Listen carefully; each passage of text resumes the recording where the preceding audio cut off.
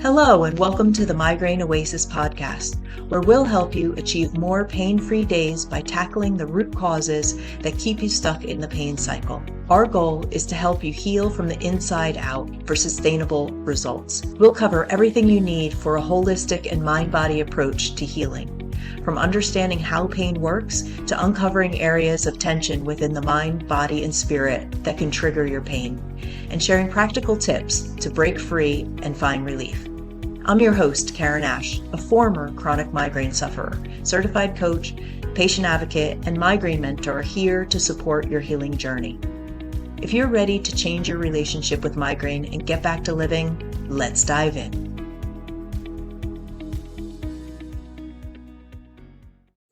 So it's Mother's Day in some parts of the world, and I just wanted to reflect on it because this year is a very strange feeling to not have a mother for the first time and to realize that this holiday, just like all the others, is hard for so many people for a variety of reasons. So I just wanted to kind of talk about that. I'm not sure how much you'll get out of the episode if you have a really good relationship with Mother's Day, have an uncomplicated relationship with your mother. In this episode, I'm talking about the variety of things that are going on in my mind right now as I think about this day and how complicated and conflicting it all is at the moment. My goal is to just normalize it if this is something that you're feeling and raise awareness to potentially thoughts that you've had that you've maybe pushed aside because it's not what good girls or good boys kind of think of or do. But again, just want to normalize some of these things. So I was in town yesterday to get my hair cut, and I commented to my hairdresser how busy it was, and the tourists are back, and that I was commenting on this new flower shop that just opened in town and that lines were around the corner. And I was just saying, oh, that's great that business is doing well. And he said, well, it's Mother's Day tomorrow. If I was caught off guard because I didn't even realize that it was. And immediately I thought, why don't I know that? That's weird. And then I flippantly said, oh, well, I guess I didn't realize I don't need to worry about that holiday anymore. And it was a little bit awkward. He just kept going with my hair. And then it struck me how nonchalant I was a little bit. And then later I saw another friend and I said something similar. And I just thought, hang on, like, where are your emotions? I mean, there's got to be emotion under this, right? And it's your first Mother's Day without a mother. She only died 6 months ago, almost to the day. And yeah, it's weird. It's really a weird feeling and weird to navigate this. So I kind of did a little bit of exploring of just, kind of what I was feeling. And yeah, it turns out, surprise, surprise, I've got a lot of things going on underneath the surface and super conflicted. So after I leave this hairdressing appointment, I walk back through town and now I'm imagining all these people, seeing them and thinking like, oh, I wonder if they're going to their mothers tonight or tomorrow or their grandmothers and just sort of all celebrating and having this nice meal or taking them out or whatever. And I hate to admit it, but I was super cynical kind of also because I was wondering, I wonder how many of them are truly going about this day with gratitude in their hearts for their mother and wanting to celebrate her, or how many people are doing it out of kind of going through the motion due to these unspoken sense of obligation that we have, or how many people that I was passing are having a really hard time with this holiday. I mean, 6 months ago, like I said, this was almost exactly to the day when my mother died. And I remember walking the dog and looking around at all these people who were passing me by thinking they have no idea what I just went through for the last 8 days watching my mother die. And it was a really odd feeling that life was just going on. And as if these people were supposed to read my mind and offer their support. I don't know what I was really wanting, but I just seeing people laugh or smile or talking. And I just felt I don't know, I think like resentful of it. I just kept thinking, they don't know. These days are so difficult for me. Like, I don't want to be outside. I want to just be in my room. And at that time, I remember becoming really more sensitive to the fact that you just don't know as you're passing people by what people are going through. And I don't know, it just opened a little new window to me that just a little bit of kindness, just a little bit of eye contact and acknowledgement goes so far. And I was really struck actually on some of these walks that people would pass me by with very little acknowledgement that people would make. And I'd be the only other person on the walkway sometimes, and a person wouldn't even look at me, not even acknowledge me. And I thought, okay, this is really, yeah, this is odd. I've probably walked by a million people in that same way and never thought twice about it. But it also reminded me of a conversation that I had with my dad many, many years ago, actually. But when we walk together, he says hi to everyone, every single person that we would pass. And I remember saying at one point, Dad, like, stop. You say hi every 5 minutes. You don't even know these people. And he said something that I will never forget and I think about very often. But he said, you never know if you're the only person who acknowledges that person today, if you're the only smile that they've received. A lot of these people are widowed, they're older, they're alone, and maybe they don't have people around. And what does it take to just be nice to somebody? And that always really struck me and, yeah, changed my behavior actually after that. And so I think about that and think about, people in chronic pain. Roughly 1 in 5 people worldwide live in chronic pain. So you figure every fifth person that you might encounter might actually be somebody like you that is in chronic pain. And yeah, it just kind of puts it in perspective. But anyway, I got off on a tangent there. Back to the Mother's Day thing. So my thought was that it must be bringing up different emotions for different people, just like it was for me. I figure some people are struggling to get pregnant, maybe, and longing for this Mother's Day. Others maybe have lost a child or they're grieving somebody this day, like I am. Others have, maybe had a good relationship with their mothers and they'll be having a joyous celebration of love and all that. That's great.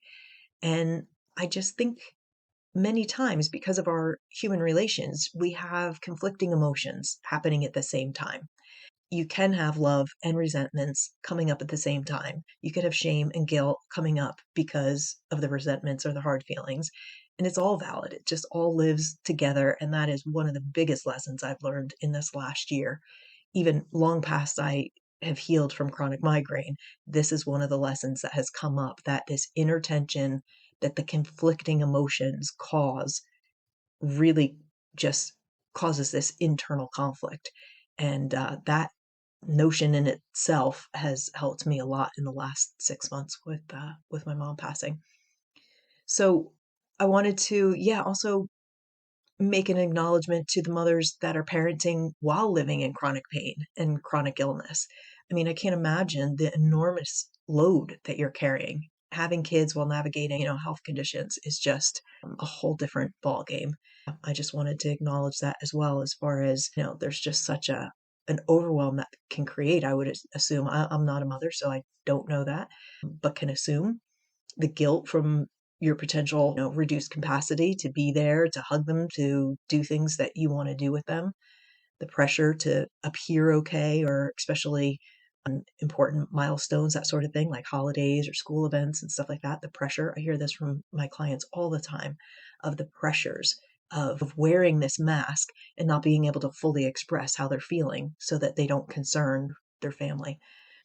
Just how invisible these efforts are, and the loss of ability to really look after your own needs because you're worried about your kids or the other members of your family. So yeah, if you mothering while in pain, I just want to give a shout out to you, because you're carrying so much more than people realize every day, and it's an extraordinary amount. And so, if you're going through any of these scenarios, I would just encourage you to try to give yourself a little bit of self compassion today and going forward, and knowing that you're doing the best that you can right now, and to try to let go of that guilt and shame if you have that. You're doing the best that you can, and it's perfectly normal to feel all these things. The second thing I wanted to talk about is a little bit about my own experience, because if I'm being honest, I just went through the motions for Mother's Day, I think for years. I did what I was supposed to do. I didn't question it.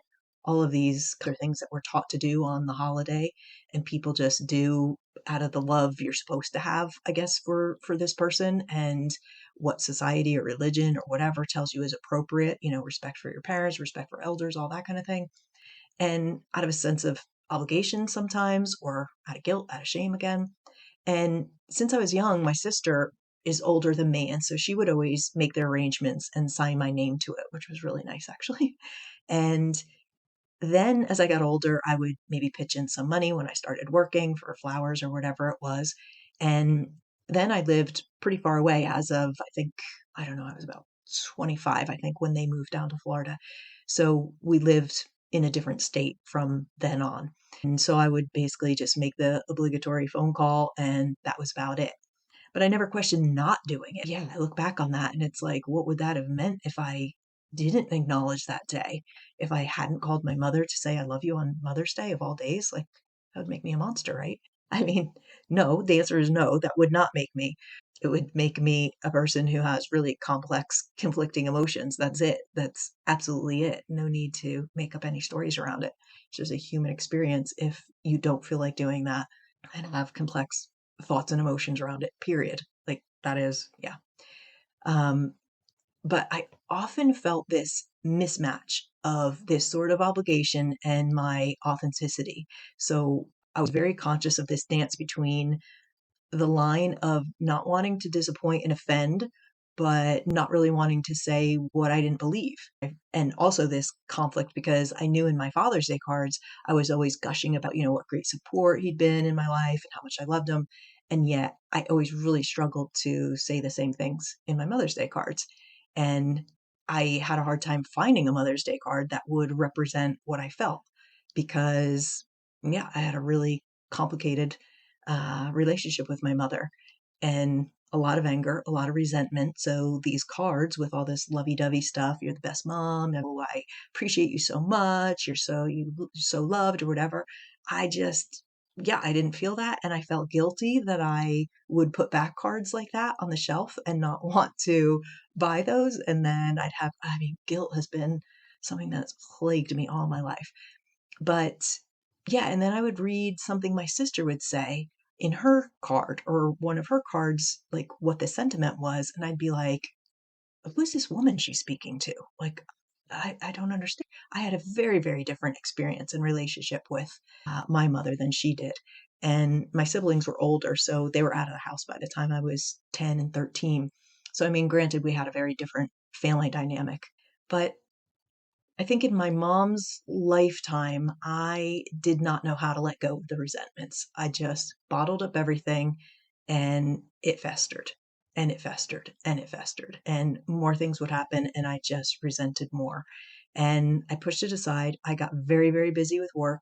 I got very successful with work. I traveled a lot. I just really, I don't know. I was on a different time zone then, so I wasn't in touch a lot. But it turns out that those feelings don't go away. Spoiler alert.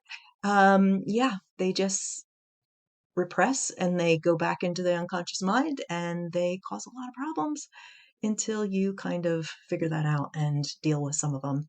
And it's not that you have to deal with every single emotion, but what I found anyway is that even after doing a lot of this work, I got out of chronic pain, feeling pretty good. I did a lot of talk therapy over the years of memories that I was bitter about or whatever. And I never expressed, well, I expressed the emotion or I would talk about it cognitively, put it that way, but I didn't express it. It didn't come out like I didn't feel it within my body. I didn't release it, I guess is the word I'm looking for. Just talked about it cognitively. And I could tell you even today, every single thing that happened in my life and why it led me to this and this led me to that and why I am like I am and why my personality traits develop. I mean, I could tell you cognitively everything, but the feeling side and the emotion side totally shut down. So this experience basically was bringing up this experience I'm talking like with my mother passing and even being in Florida right before she passed. She was in an Alzheimer's home. And so I was trying to get better care for her and protect her. There was a lot of really anger and rage coming out that I was sort of like, where is this coming from? But a lot of mixed emotions there too, and just anger that it wasn't fair how she was being treated, and we were spending so much money, and like, how could this be happening? And extending my stay then in Florida to advocate for her, which brought up a whole other set of mixed emotions.